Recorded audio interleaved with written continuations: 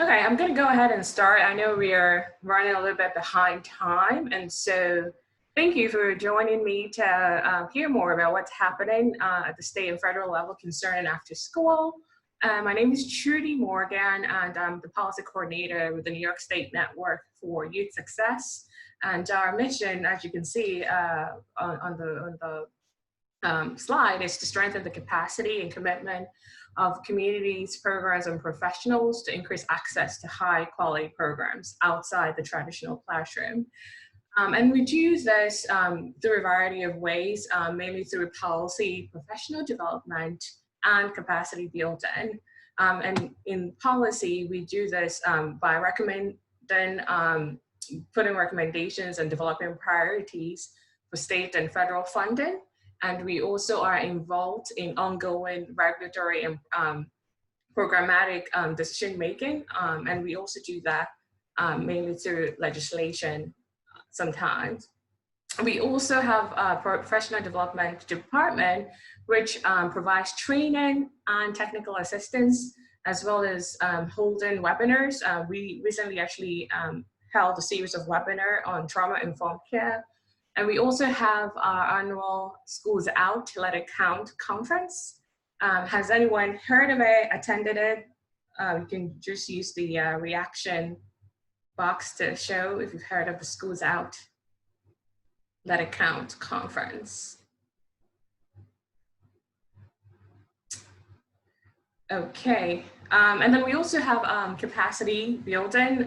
So we do this by improving quality standards as well as program standards. And we do this through accreditation. We are licensed to administer accreditation for programs, as well as provide school age care credential. And we are also involved in local efforts. So we partner with our local networks. We have about 15 regional networks throughout the state, as well as New York City network, and also work with other agencies, including New York State Education Department, OCFS, and other, the governor's office, and other important stakeholders who help us convene our agenda around after school. So this is all I know about the work we do, and I wanted to introduce this so that we all know who we are as a statewide after school intermediary. Before I jump into the agenda, I would like us to do a really quick quiz. The hope is to get a sense of where you're at in terms of after school policy and advocacy efforts, and then also gauge who you are depending on the work you do. And so I know we've done this before, so we're just going to go ahead and go to menti.com, and the code is 527617. And I'm just going to stop sharing this while I transition there. And please feel free to note if I'm going a little too fast. I know I have an accent and sometimes it's a little bit hard to hear. And I will be happy to slow up for sure. Okay, so I'm going to share my screen again, and we will go to the Menti app. Okay. Can you give the code again? Sure, it's 527617. Okay, great.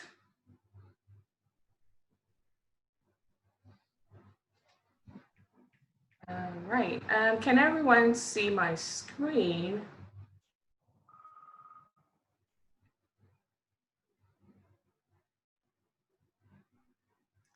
Can everyone see my screen? Mm-hmm. Awesome. Okay, so I'm just going to go ahead and start. The quiz has a 15-second countdown, so it's going to be a little bit quick. But here we go.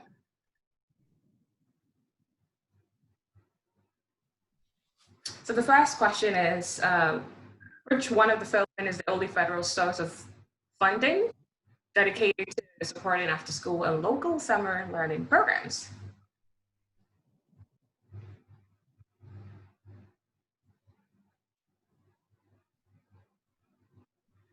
Great, yes. the 21st century program, as you all know, this is the easy peasy question, and I'm glad that everybody got that correct. Is the only federal source of funding dedicated to supporting after school and summer programs in New York State. All right, we're going to move on to the next question.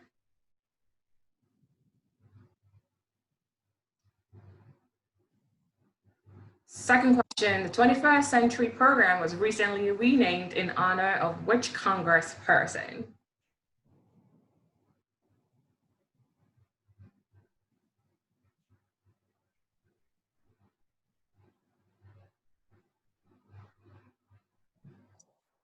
Correct answer is Nita M. Lowley. She actually announced her retirement this year. She is still the current chair of the Appropriations Committee. And think of the Appropriations Committee as where the money is sort of like debated upon. And she's been a strong champion of the 21st century program in the House of Representatives. And so to honor her retirement, they decided to rename the program after her. And she's a Democratic representative for the 15th district in New York City. Hi. Third, which is also the last but one question.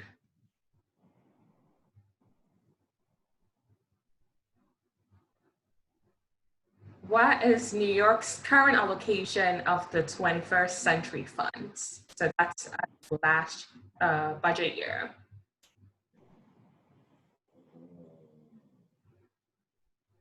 Right. The answer is $93 million as of last year. This was an increase of about a little bit of $1 million from the previous budget year.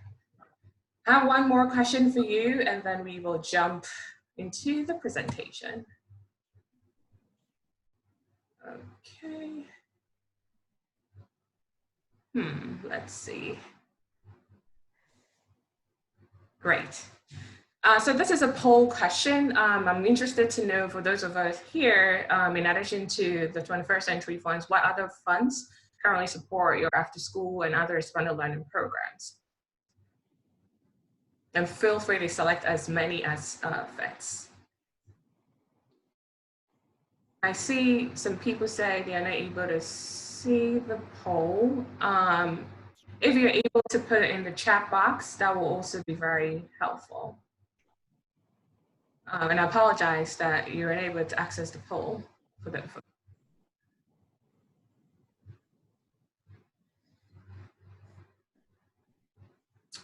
Okay, I see the responses are coming in. Okay.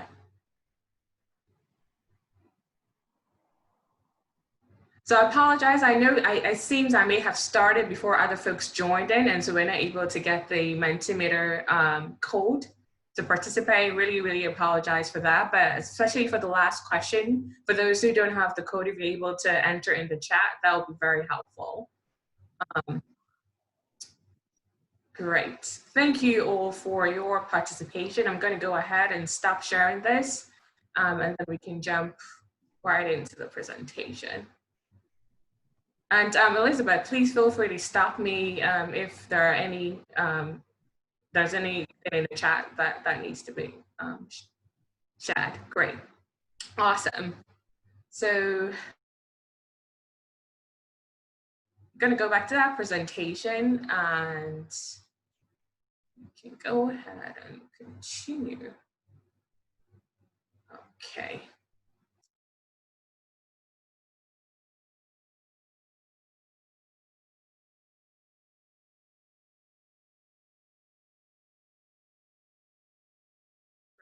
Awesome. So this, as I mentioned earlier, this quiz was just to gauge what you know about the current federal updates and also policy. But I'm just going to be talking about three main things throughout this presentation. I'm going to be talking about what we've been doing at both the state and federal level in response to the COVID-19. Then give you a little bit update in terms of what's happening at the federal level as well as with the state. And I'm going to take a pause in between the federal and state to take any questions you may have. So we know that, as was already sort of seen at the beginning of this symposium, all of you are adapting, all of you are leveraging resources and also maximizing the investments that you have to ensure that the students and families you serve continue to have the essential services they need in order to be able to weather this COVID-19 storm. I think that this is really important as we continue in our policy and advocacy efforts, as we tell our stories about what is important as 21st century grantees and the work we provide. And so we know that this is something that rightfully so we should capitalize on as the state and then the federal government makes decisions on how to best support our youth at the state level and also nationally. And we know that, after school, summer, and other expanded learning opportunities like extended school day will be even more crucial for students and their families, because we know that there is the COVID slide due to the closure of schools. And on top of that is almost often the anticipated summer slide, which is exacerbated for individuals who come from underserved communities. And so we know that at this moment, even more than ever, after school, summer, and expanded learning programs are essential to COVID-19 response in the state. So what are we doing to sort of elevate this point? We have been involved in a lot of advocacy work to ensure that the current public funds we have for after school, both the 21st century program, as well as the Empire State, Advantage, extended school day, all those funds, DYCD funds, continue to be able to pay their staff.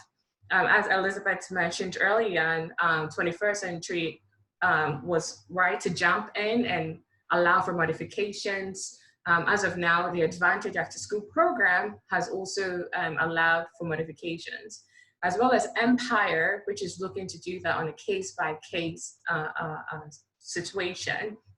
And so we noticed that this was an important part and an immediate need for programs to ensure that they have the flexibility to be able to continue to provide services, even if there are low enrollments.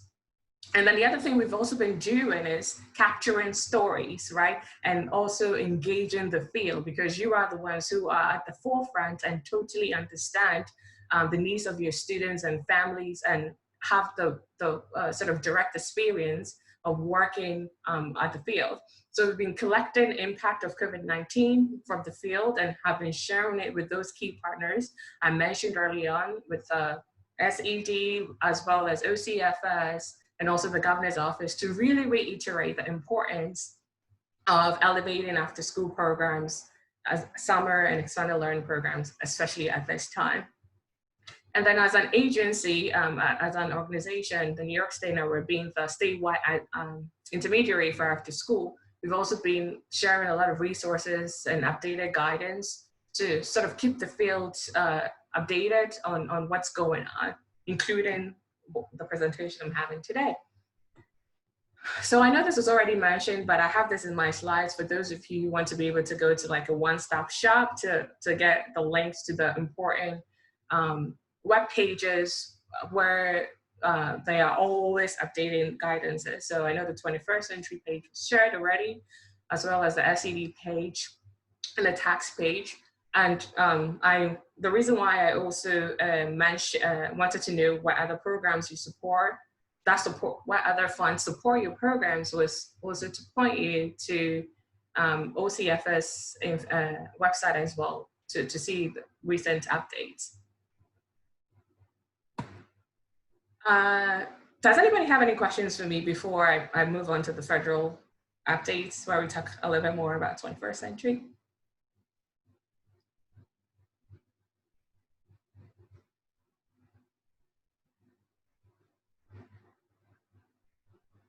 Great. And please feel free to use the chat box if you have any questions as well.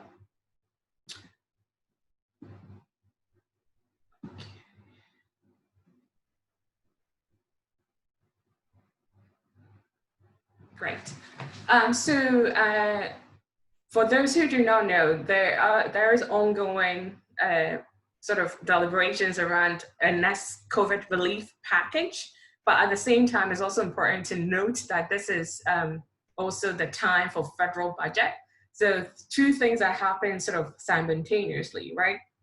And so in terms of like the COVID related package, the Afterschool Alliance, which is the national organization that does a lot of the federal work related to 21st century, put together a set of recommendations, which as New York State network, we also supported and have been advocating for.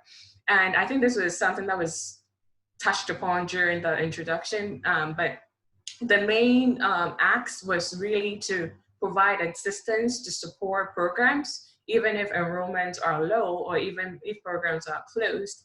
So part of this was ensuring that specifically 21st Century Funds are able to do that, but also other federal funds like the CCDBG that supports school age care will be able to allow that flexibility to support programs. Another act that was recommended was direct payments to programs and workers who might need that money in order to be able to continue working amidst the COVID-19 pandemic. Another important piece, which I know especially 21st century programs are doing right now, is also serving as a resource for meal provision.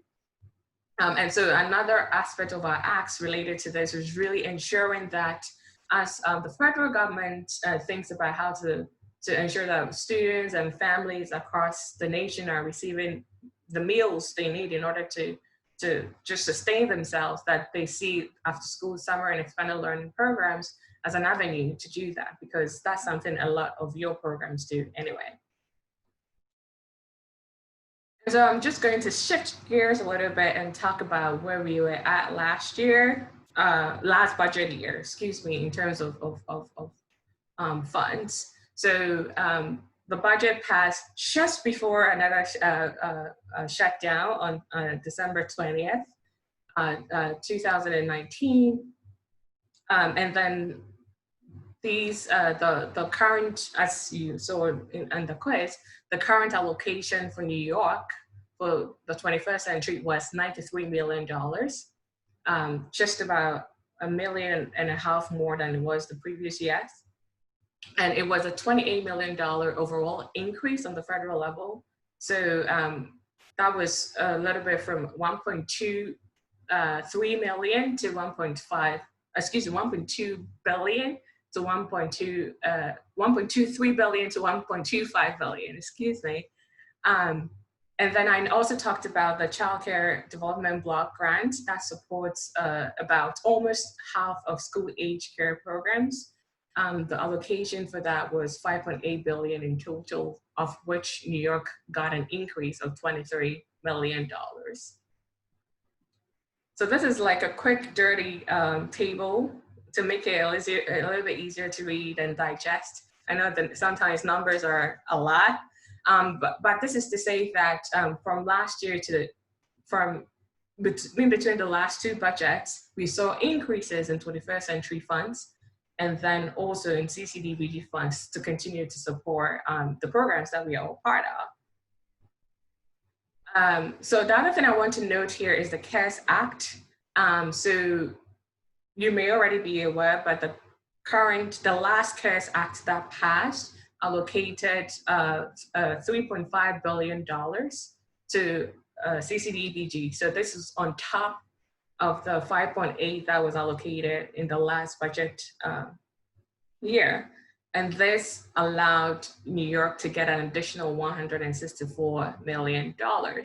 Now, some of you may already be aware that $30 million of that money has been allocated to provide scholarships for childcare providers, as well as individuals who need childcare on a subsidized basis. And as a matter of fact, yesterday we were part of a virtual conference that was demanding that the remaining $134 million be released. So I'm throwing all these numbers to say that at least on the federal level, there are some investments towards after school.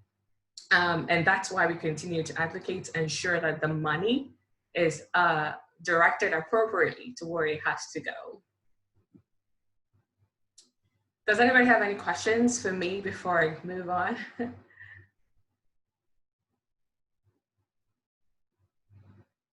Okay. So talking about where we are at now, 21st century programs, for the fourth time in the president's budget, he eliminates it completely. And so this is always a cause for action because unfortunately, this administration has not backed and supported 21st century programs, at least in this executive budget. But we know that with continuous advocacy, and again, hearing your stories and hearing what you are doing to support students, to show those real impacts, are always helpful. Because in the last 3 consecutive years, we've seen increases in 21st century programs. And as a matter of fact, we are capitalizing on this moment to advocate for a one-time increase in the 21st century fund. So this will be $500 million we are asking for. And this will allocate just about an additional $15 million to New York. And so this is something that has gained momentum and is ongoing. And this is something we continue to advocate for.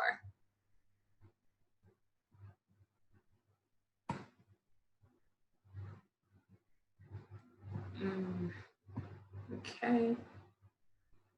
Does anybody have any questions? I think this is frozen. Trudy?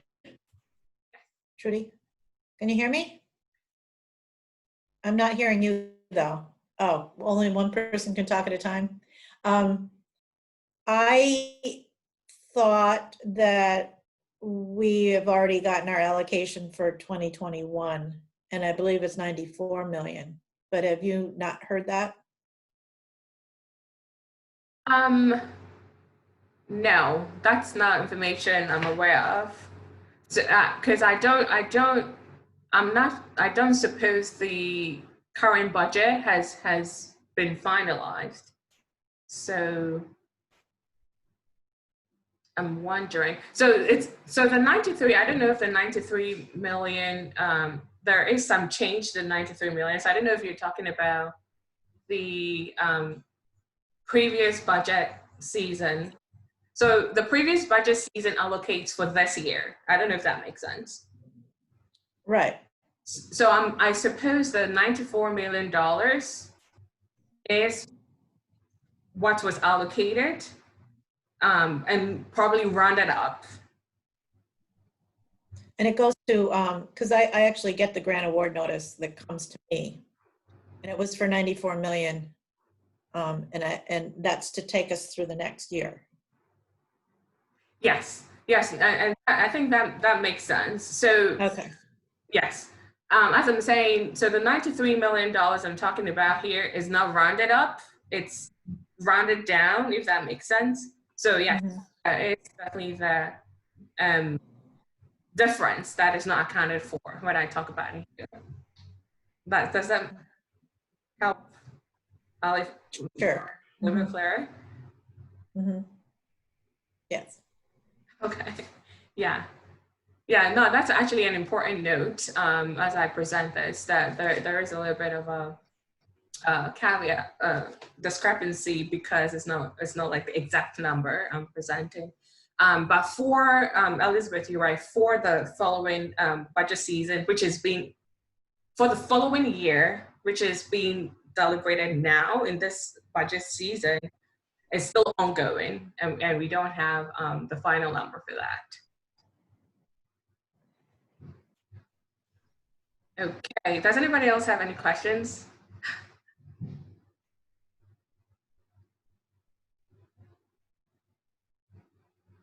Okay, I know this is a little bit dense with a lot of numbers, but this is important for all of us to know, because, you know, without having a sense of where the money that supports our programs are, you know, it can easily be cut without us even knowing, and not having the leverage to really voice out. So that's why we do the work we do in terms of policy, to elevate your stories and ensure that money continues to flow. So apologize if it was a bit dense. All right, so we're going to move on to state policy if there are no questions related to 21st century and where we are at. So I'm also going to go back a little bit to talk about what budget priorities were this year, at the beginning of this year. So I know early on too, we talked about how currently there is a projected deficit of between 10 to 15 billion dollars in the budget. And of course, this is a call for concern, because that means that current state-funded programs, specifically Advantage After School, Empire State After School Program, the Extended School Day Program, and others are at risk of being cut. So this year, we embarked on an agenda of After School Uplifting New York. I find it a little bit foreshadowing, because we put this priority together before the pandemic hit. And I think that the agenda really captures what After School is doing at this time to uplift New York towards recovery. And so our agenda was framed around three main items: around protecting current funds that we have, increasing investments to these funds, and ensuring that we have money and support for professional development. And so this is also a really quick table to see where we were at as of last year and where we are at now. But again, with a little bit of an asterisk, because anything can happen to the budget, which was passed in April, because of the projected shortfall. So when you look at this table, I think the conclusion here is that almost all the funds were maintained, which again is relatively very good because of where we are at. So to know that the legislature and the governor supports maintaining funds for after school and committing to that, and it goes to show that the state is invested in ensuring that after school programs have the support they need to continue. The one thing I will note is the Summer Youth Employment Program. This is the state funding for the Summer Youth Employment Program was increased by $1 million. And this $1 million was to address the minimum wage increase. So it did not increase by program, it did not expand programs or anything, but it addresses the minimum wage increase here. And so we were glad to see that there were maintained commitments. So the other thing I also wanted to mention, that we also advocated for community schools. We are also the New York State Network for Youth Success is also the backbone agency for Community Schools Network, which is a coalition of stakeholders who come together to elevate the community school strategy. And I believe that some of your 21st century programs actually interact a lot with community schools. Yes, I see Janine said the Mayor Council Summer Youth Employment for this year. Yes, so we will definitely talk about that, but I would say that that is also an ongoing advocacy effort we've been involved in at the city level, and also with our city partners as well. New York City has some dedicated funds to support summer youth employment, and then the state supplements that with the state funds as well. But yes, Janine, as you said, the mayor canceled that, and we know that there is ongoing advocacy on all fronts, and the mayor is at a point of sort of reconsidering how that could look like for youth. And there are also other opportunities that are being brought up to ensure that youth, or some youth, not perhaps all the 175,000 who are going to lose lose summer youth employment, but will be some youth will be able to engage in other summer activity this year. But this is an ongoing fight. We continue to fight, and we are strongly believing that this decision will be affected. So for community schools, we advocated for $100 million in categorical aid, as well as $300 million set aside for community schools. So we ended up with $250 million for that. And as I mentioned, I know some of your programs actually interface a lot with the community schools and have worked as partners for community schools. And then I'm not going to go through all the other acts, but the point here is to show you that we're pursuing a very holistic agenda to ensure that every part of the after school system is sort of like addressed or invested in. And I think that we, for this year, we're able to maintain commitments to do that. So I also wanted to just quickly mention in terms of like the marijuana ask. So as some of you know, at the beginning of the year, there were conversations around legalizing adult use marijuana. And we do not have any stance on whether to legalize it or not. But our advocacy here was that if it was legalized, then, after schools provides protective factors that support youth and prevent them from engaging in social social behaviors that are considered, that are not social vices. Eventually, what I'm trying to say is, so our ask was that if marijuana is legalized, then we are asking for 25% to go towards after school. And this was not, this is something that is actually based on real impact assessment from Alaska, which dedicated 12.5% of their money to go towards after school.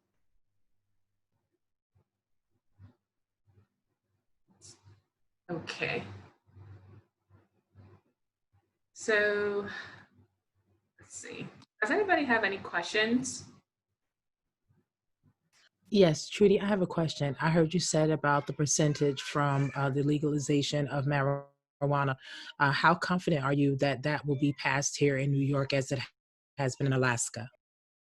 Yeah, so I mean, we definitely, wanted to, so I will give a little bit of context. So we started with the 25%, and during the conversations with the legislature, because eventually the governor's proposal could not make it through the budget, it came down to including after school, specifically mentioning after school programs as programs that can receive funding to be able to support their work through an investment fund, a community investment fund that will be created because of the legalization of marijuana. So this is to say that it's a huge endeavor, and part of our advocacy was sort of like go big or go home and then see how we can negotiate as time goes on. And I think that's exactly what happened here. I don't know if that answers your question. But I think the whole Yes. legalization of marijuana was taken out of the budget, right? Yes, that's correct. Right. So yes, that's correct. Absolutely. Yeah. So yeah, we definitely got traction, as I mentioned, in terms of getting after school into the language, which is always important for that specification, because if it's specified in the language that after school programs can receive funds, then that's a win. But at the same time, it was not close to our advocacy around getting specifically 25% of all revenue towards after school. So it's something we continue to carry. I know there has been some chatter around whether this is going to occur, especially amidst this COVID-19, as we think about how to plug the hole. But that's something we continue to follow and see how we can revive our acts and conversation around that. So is NICED working with other state departments like OASIS or OMH who are also working around, this whole marijuana legalization policy issues and That's a really good question. So this act was actually part of like the statewide after school priority overall, and I know NICET deals with 21st century, which is federal, and Empire is through education department as well, but it's through OCFS. So this was a more so like a beginning step of making that recommendation. And then maybe eventually, once we were able to get in, think about how this could be implemented, if that makes sense.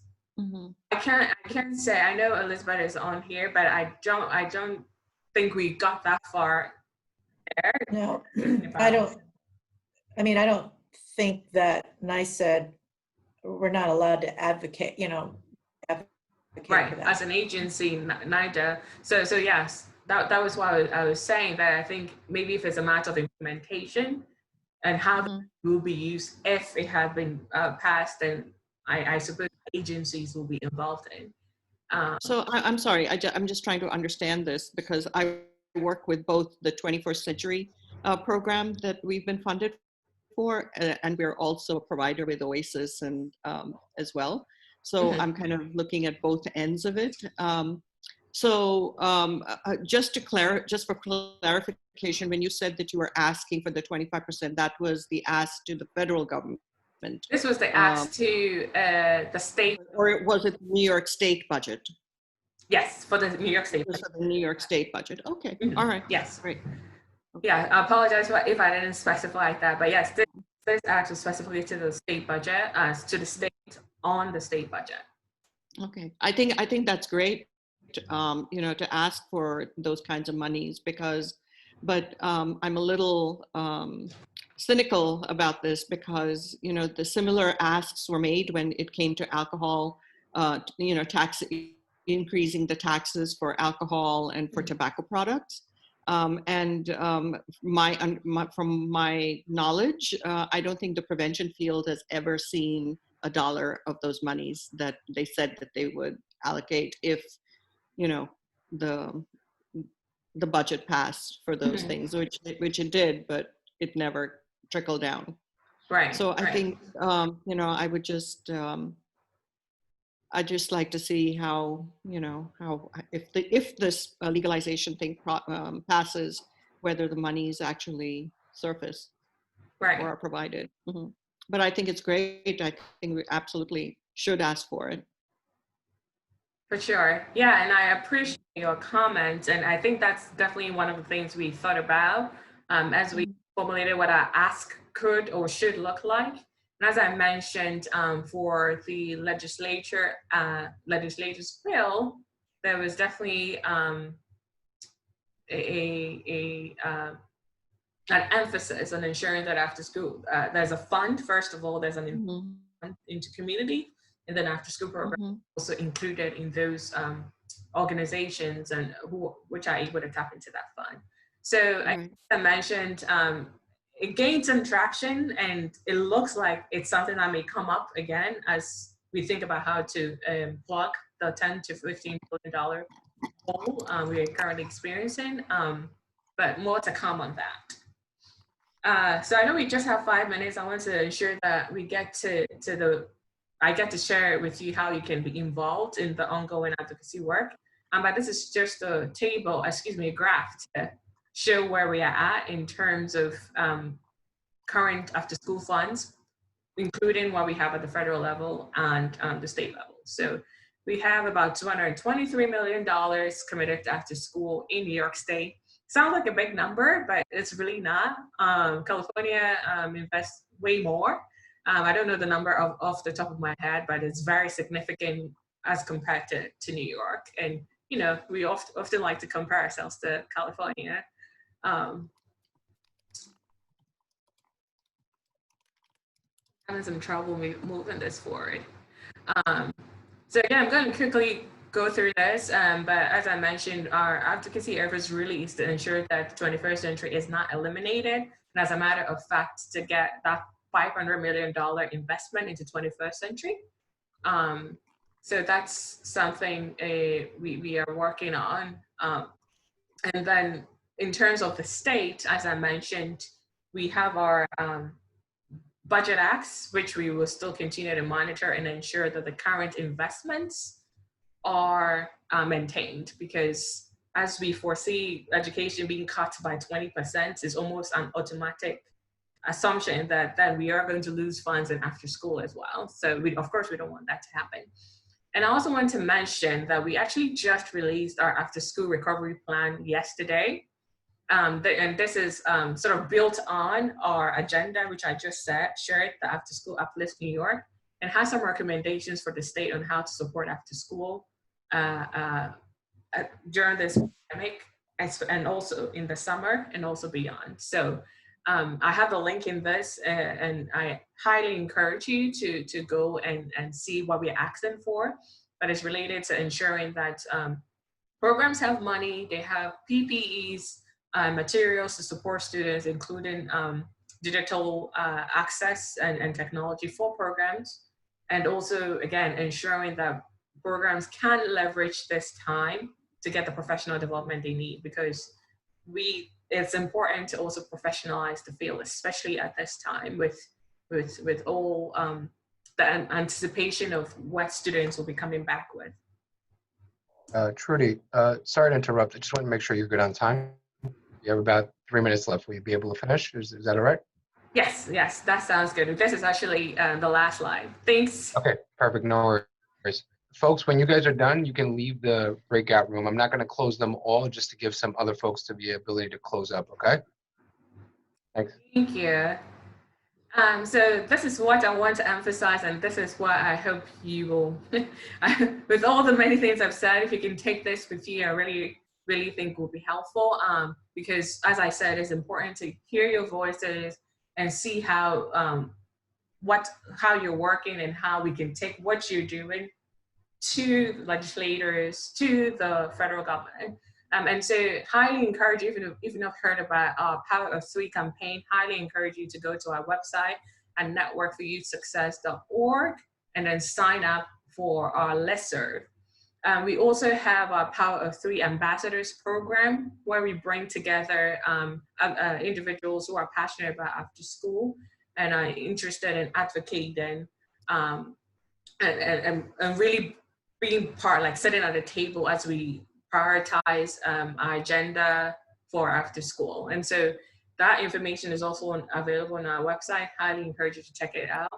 And as I mentioned early on, we have 15 regional networks, which is across states. So I believe every one of you are either already connected or can connect to one. So I encourage you to do that. That's also information you can find in the link that I have provided.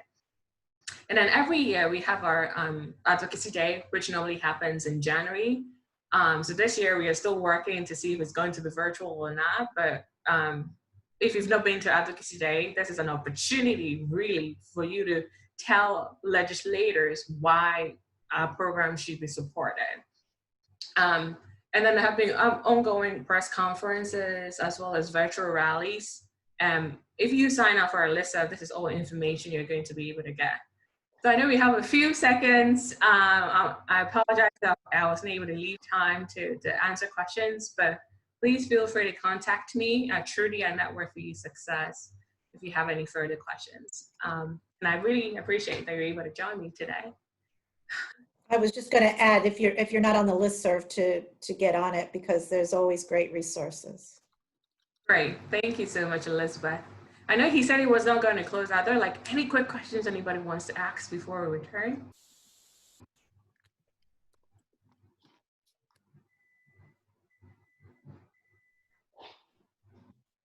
Someone asked a great question. I'm wondering, Elizabeth, it's amazing to hear that some of the funding is going to roll over for 21st century. Are you aware of like a similar policy for other state after-school funding streams? I'm so sorry, say the first part again. What's the question? My question is regarding the rollover of funding for FY20, FY21. I think that was an Oh, amazing the announcement. carryover funding? Yeah, yeah. And I'm wondering if you're familiar or aware of similar policies for other after-school programs in New York State. So it depends on the program. It depends on how the legislation was written. So I am able to do that because it's allowed for 21st Century, which is a totally a federal program. It's not allowed, I know it's not allowed for ESD because we asked that. And I don't know about some of the other ones. It is allowed for ELT because I also run that program, extended learning time program. But as I say, I don't know about Advantage or Empire, any of those. Yeah, so the current, I can speak to Advantage, the current guidance for Advantage does not address that. But I think that's a fair question to ask your program manager in terms of whether there's decision on that. My understanding is that Advantage is through ACF funds at the federal level. And so there isn't a lot of flexibility in that area. But that's a question I think you should definitely ask your program manager if you have those funds. For Empire, as I mentioned, they will be doing it on a case-by-case basis. So depending on what your program modification looks like, they'll be able to make that decision. So Elizabeth, the rollover of the funds, is that, so will those funds from this year that roll over into next year's, will they just be included into next year's budget, or how is that going? Yeah, I was trying to explain. I haven't made a decision yet whether it's going to be a one-time no-cost extension or if it's The stage. But before we do that, I just want to make sure that everybody's back into the main space. So let's just give it, Alita, are you there? Because I'm